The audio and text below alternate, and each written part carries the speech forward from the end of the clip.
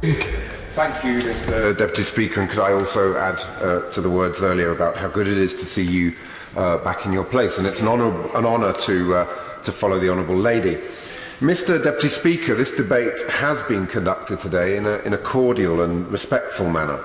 Unfortunately, the same cannot be said of previous debates about the impact assessments and about many of our Brexit debates, when members on the government benches have repeatedly impugned the motives and questioned the patriotism of not only members on this side of the House, but also on their own backbenches. This kind of conduct has to stop, because debate in this chamber cannot function on that basis. When we take our oath of affirmation of office, we swear to act in the national interest, in faithful service to those who elected us. And we do so on the understanding that everyone in this place does the same.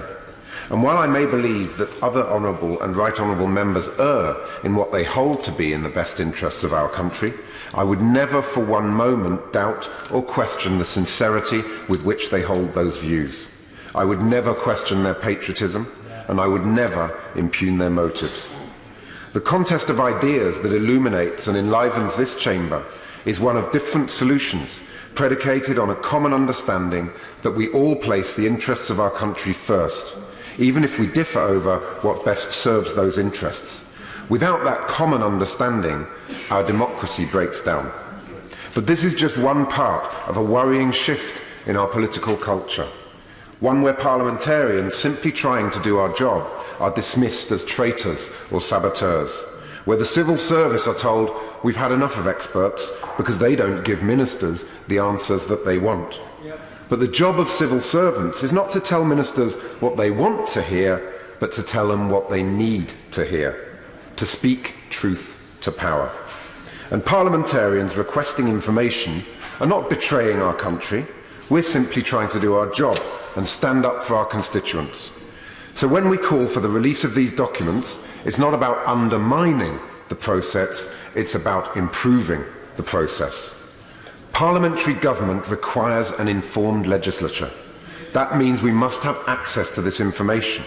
And it's not good enough to tell us to wait until October, because by then it will be too late.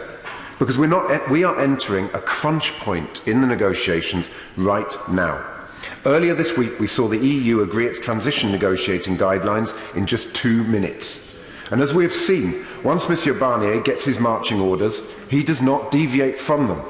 And in around 6 weeks, the EU will be agreeing the negotiating directives for the final trade deal phase of these withdrawal talks. Just let that sink in for a moment.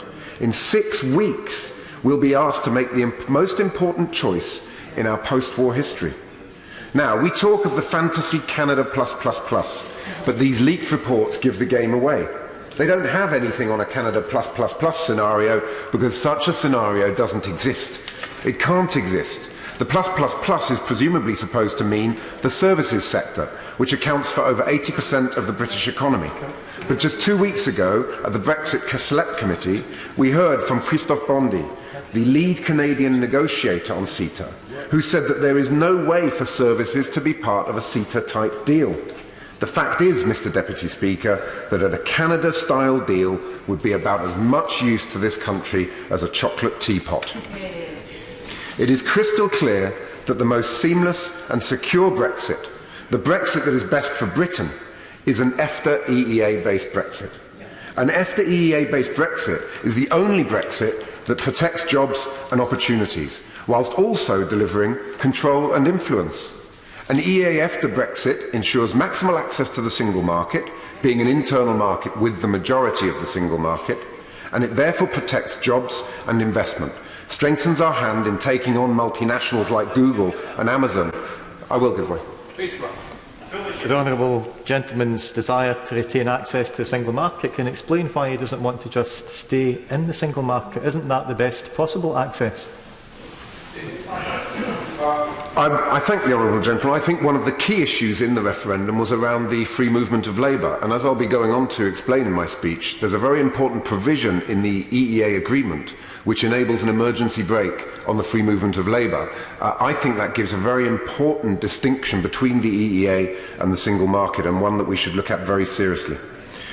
dealing with multinationals like Google and Amazon when they fail to pay their fair share, and protecting vital workplace rights. But an EEA EFTA-based Brexit also lets us take back more control. It ends the jurisdiction of the ECJ and of direct effect, ensuring British courts have sovereignty. An EEA EFTA-based Brexit would also allow us to shape the rules of the internal market through the EEA joint committees and veto those that don't work with the right of reservation as enshrined in the EEA agreement.